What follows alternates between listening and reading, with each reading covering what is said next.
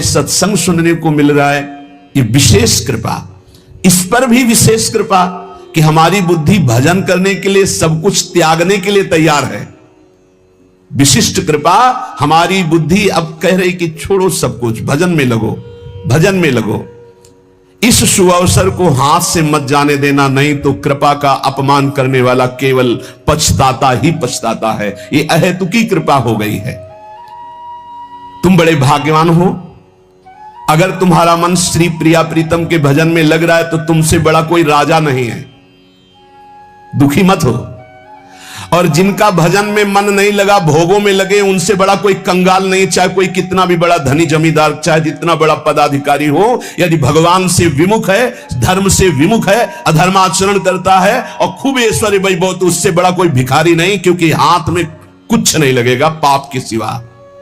आज तुम्हारा वास कमजोर है, तुम्हारे खान पान की व्यवस्था कमजोर है, तुम्हारा कोई साथ नहीं दे रहा है, संपत्ति भी नहीं है, लेकिन तुम प्रिया प्रीतम का नाम जप कर रहे हो, तो कह रहे तुमसे बड़ा कोई राजा नहीं है, तुम बहुत बड़े धनी हो। देख लेना समय पर जब ये फसल अपना रंग दिखाएगी।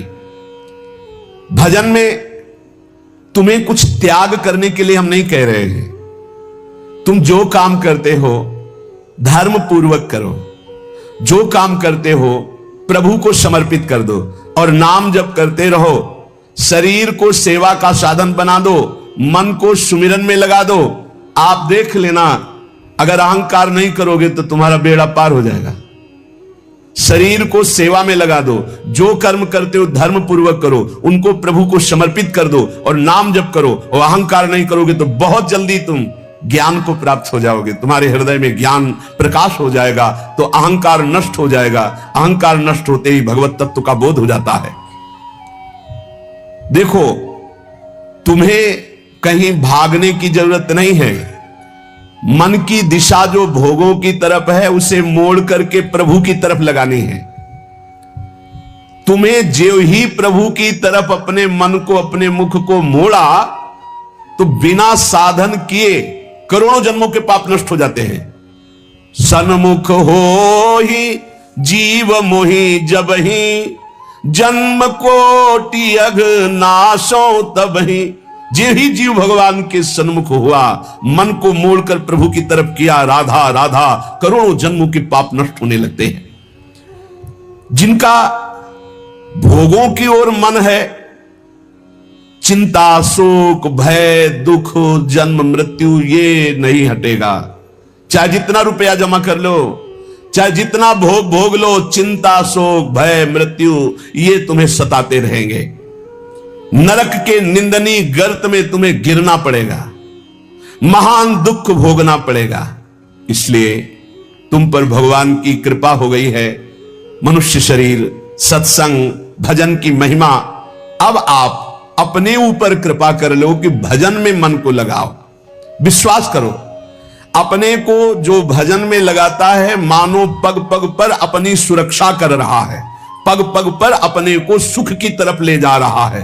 और जो अपने मन इंद्रियों को भोगों में लगा रहा है, तो पग पग पर अपने को फंसा रहा है, वो दुख भोगने की तरफ जा रहा है।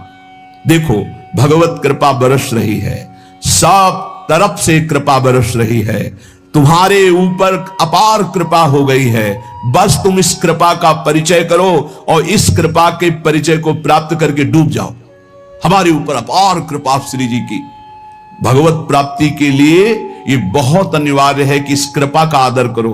जो जो आपके ऊपर कृपा हुई उसको वर्ण करो। कितनी कृपा! ये देखो, वृंदावन में बैठ करके भगवत चर्चा, कथन, श्रवण, नाम कीर्तन, पद गायन, संत दर्शन, भगवत दर्शन, कितना सौभाग्य। जगत को सुधारने वाली बात भी अपने मन में मत लाओ। तुम ठेकेदार नहीं हो जगत के, पहले तुम सुधरो तब बात समझ में आएगी। तुम्हारा सुधार हुआ कि जगत को सुधारना नहीं, ये सब भगवत स्वरूप है। पहले तुम सुधरो। और प्रायः यह होता है कि हम जगत सुधारने की बात, जहां थोड़ा परमार्थ बना तो हम दूसरों को सुधारने की बात सोचने लगते हैं। पहले तत्व तक पहुंचो, पहले बोध प्राप्त करो, नहीं तो बीच में अगर पूरे सच्चे खिलाड़ी नहीं हो तो माया के पार्षद टांग मार के अपने पक्ष में गिरा लेंगे और तुम अपने पक्ष में पहुंच नहीं पाओगे। इस जगत को प्रभु स्वरूप समझो। और अपने आप को प्रभु के चरणों में न्यौछावर करके चुपचाप दीन बन के अपने को छुपाते हुए दीन बंधु के सुमिरन में खो जाओ। जो थोड़ी भक्ति करके लोगों में परिचय बनाना शुरू कर देते हैं कि मैं भगत हूं, मैं अमुक अनुष्ठान कर रहा हूं, मैं अमुक अमुक साधना कर रहा हूं, बिकने लगते हैं। याद रखो, वो प्रभु की प्राप्ति के पथ से बहुत ही भटक जाते हैं। प्रभु के प्रेम रंग को प्राप्त करने के लिए जब तक भगवत प्राप्ति ना हो जाए तब तक परिचय को छुपा के रखना चाहिए। अपना परिचय कोई न जान पावे कि मैं कौन हूं, क्या हूं, कैसा हूं। जितना तुम परिचय छुपाओगे अपना, उतना परिचय प्रभु अपना प्रकाशित कर देंगे आपके सामने, और जितना आप अपना परिचय बढ़ाओगे उतने प्रभु अपना परिचय छुपाते चले जाएंगे। सिद्धांत को समझ लो, जितना आपका परिचय छुपेगा उतना ही आप अपना परिचय प्रकाशित कर देंगे, और जितना आप अपना परिचय प्रकाशित करेंगे उतना ही आप अपना परिचय छुपा लेंगे। प्रभु याद रखो, तुम्हारे ऊपर कृपा निरंतर बरस रही है, कृपा चारों तरफ से घेरे हुए है। कोई क्षण भी ऐसा ना जाए जिसमें तुम कृपा सिंधु प्रभु का विस्मरण कर दो।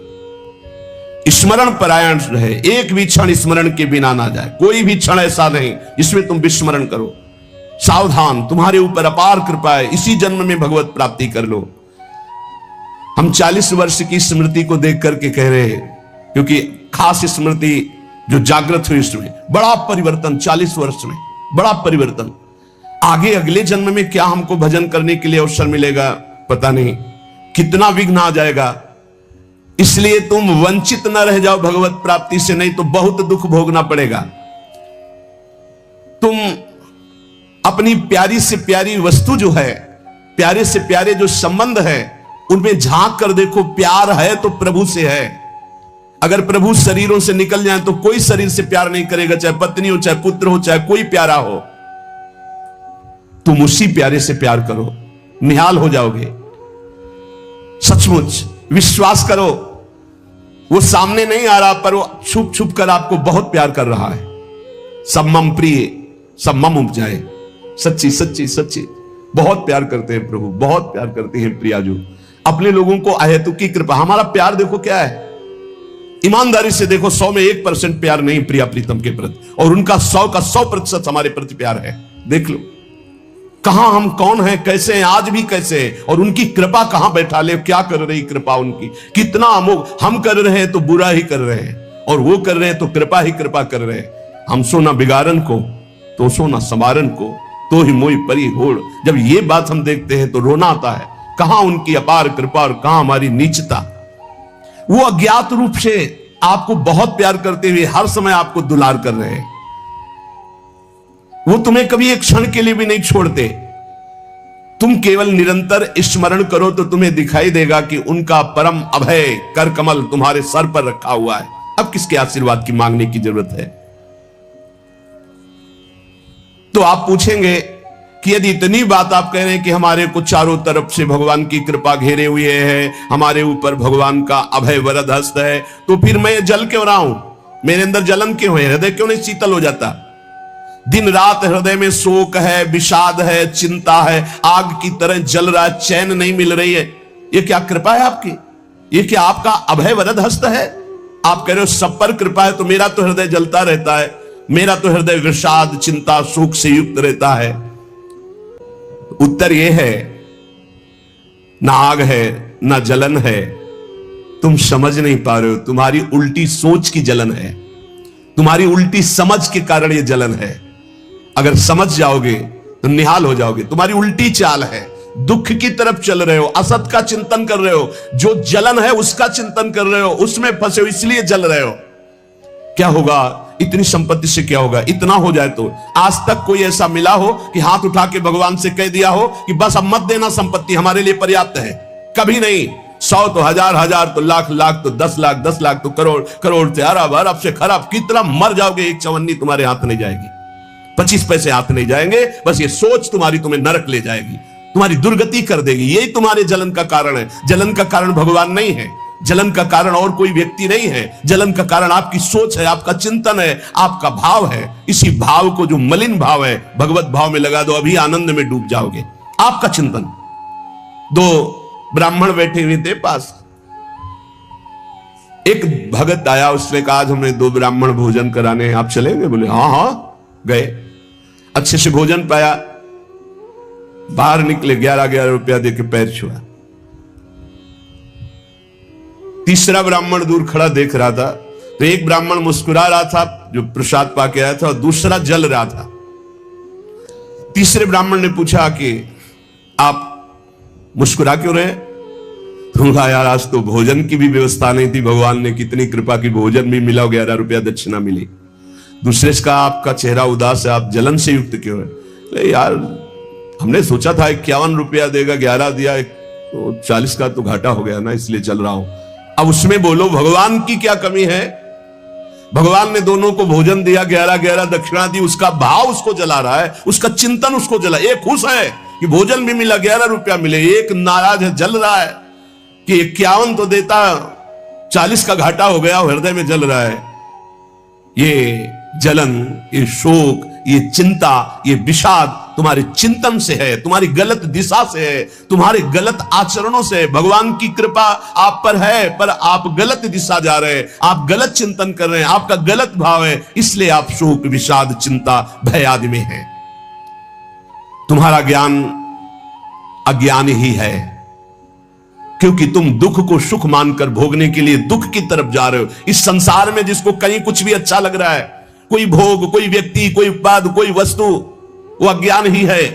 दुखालयम शाश्वतम बोर्ड लगा दिया भगवान ने, यहां नाशवान सब कुछ है जो कुछ भी आपके पास है, और सब दुख देने वाला है। परिणाम में वर्तमान में तो तुम्हें सुखद लगेगा, लेकिन परिणाम में दुख देने वाला यहां सब कुछ है।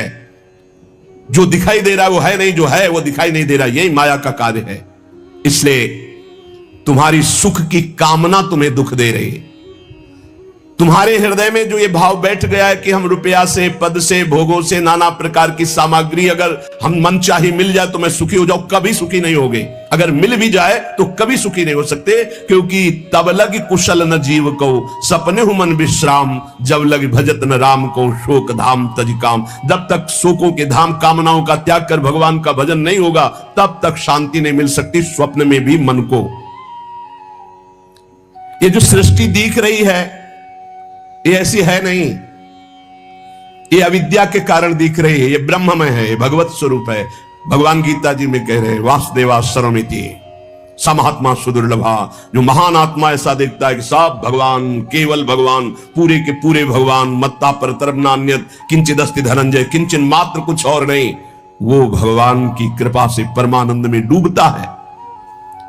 चलो, यदि तुम नहीं सुधर सकते, नहीं छोड़ सकते, तो जो होता है होने दो, तुम नाम को पकड़ लो।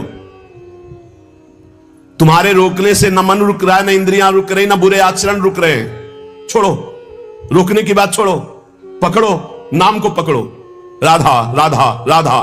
अपने आप घृणा ना हो जाए तो हमसे बता देना, अपने आप घृणा हो जाएगी, पक्का हो जाएगी। बड़े बड़े विषयी पुरुषों को ऐसी घृणा हुई कि जीवन में लौटकर कभी भोगों की तरफ नहीं देखा, जीवन में लौट करके। ऐसे आसक्त भोगी पुरुष, और जिस समय नाम का कृपा प्रसाद चढ़ा तो लौट करके नहीं देखा उन भोगों की तरफ। तुम तो बस अपने मंगलमय प्रभु के चिंतन में चित्त को जोड़ दो, फिर देखो कैसा परिवर्तन होता है। तुम किसी स्थिति की खास कल्पना मत करो, निश्चिंत हो जाओ। तुम नाम के जपने में चित्त को जोड़ दिया तो ऐसे सुख के प्रवाह में पड़ोगे, तुम्हें पता ही नहीं है कि कितना सुख नाम जापक को मिलता है। अगर नाम जप नहीं करोगे तो तुम्हें पता है तुम सुख के लोभ में ऐसे भयानक जगह गिरने जा रहे हो जहां से तुम्हें केवल केवल हरि बचा सकते हैं, दूसरा नहीं। बड़ा सुंदर दिखाई दे रहा है, बड़ा लुभावना सुखद दिखाई दे रहा है, लेकिन भगवान से विमुख होकर जब इसको भोगने जाओगे तो ऐसा फंस जाओगे कि निकलना मुश्किल हो जाएगा। संसार एक ऐसा सुहाना दलदल है जिसमें जानबूझ के जाके फंस जाया जाता है। दलदल का मतलब होता है ऊपर से एकदम सूखी पपड़ी, ऐसा लगता है कि बिल्कुल आप थल में आराम से चले जाइए, कहीं कोई परेशानी, और जो ही गए फिर गले तक गए, एकदम रबड़ी जैसा वो मिट्टी होती, धंसते चले जाओ। ऐसा दुखद, ऐसा चिंता, शोक, जलन वाला संसार, इतना सुहावना बना है माया से कि जानबूझ करके हम इसमें कूद जाते और जलते रहते। चिंता, शोक, भय, ईर्ष्या, द्वेष, काम, क्रोध, लोभ, मोह, मद, मत्सर एक है। ये सब तुम्हें जला देंगे यदि नाम जप नहीं करोगे। इसीलिए हर प्रश्न का उत्तर नाम जप है, क्योंकि शाप का बल नाम में ही प्रकट होता है। इस दुख से तुम कभी अलग नहीं हो सकते। ये दुख तुमसे कभी अलग नहीं हो सकता। ये जलाएगा जब तक भजन नहीं करोगे। इसलिए भजन करना सर्वोपरि बात समझ लो। अगर समझ में आ रही हो तो समझ लो, केवल इतना समझ लो, तुम नाम को पकड़ लो, नाम सबसे छुड़वा देगा आपको। एक जन्म स्वांग ही कर लो भक्ति का। झूठा खेले साचा होए, झूठा शुरू कर दो। ये हमारा भाव तो नहीं बनता, हमारी भक्ति तो नहीं, पर अब कहा है तो राधा राधा शुरू कर दे। झूठा खेले साचा होए, ये मार्ग ऐसा है। झूठे से बोलो राम कृष्ण हरि तो आपका मंगल हो जाएगा। जे ही आप नाम जपना शुरू करते हैं तो खास बात क्या होती है कि आपके जीवन की बागडोर स्वयं श्री कृष्ण ऐसे पकड़ लेते हैं जैसे अर्जुन के रथ की बागडोर पकड़ ली। अब वो आनंद की ही तरफ ले जाएंगे। आपको दिखाई देगा क्योंकि आपके नेत्र गलत है। जहां दुख है वहां आपको आनंद दिखाई दे रहा है, जहां आनंद है वहां आपको दुख दिखाई दे रहा है। तो अब श्री कृष्ण आपकी यात्रा आनंद की तरफ करेंगे तो हो सकता है आपके नेत्रों में दिखाई दे कि दुख ही दुख है भक्ति में, लेकिन वास्तविक आनंद का मार्ग भगवान के चरणारविंद तक है। अगर इनके चरणों तक नहीं पहुंचे तो आनंद कहीं नहीं। आ ब्रह्म स्तंभ पर्यंतम सर्वम मायामयम जगत। विश्वास करो भगवान सत्य है, विश्वास करो भगवान नित्य है, विश्वास करो भगवान सर्वत्र है। तो भगवान सर्वत्र है, विश्वास करो तो भय किससे। जी गुरुदेव भगवान ने पूछा मंत्र कहां से चलता है, आपका मंत्र कहां से चलता है। जैसा कुछ शानुभव वैसा बताने लगे। आपके चिंतन का विषय क्या है इस समय वर्तमान में। तो कहा महाराज जी आपसे सच्ची कहते हैं कि नित्य विहार के संबंध में तो शून्य है। कोई हमारी स्फुरणा हृदय में नहीं होती है कि हम प्रिया प्रीतमो, ऐसा कोई प्रारंभ में। तो चलो बादग्राम चलने का मन होता है। हमें उस प्रसंग से कुछ समझ में नहीं आया कि इसी प्रसंग की पूर्ति के लिए जा रहे हैं पैदल, यमुना के किनारा ऐसे करके, फिर गोकुल और फिर बादग्राम।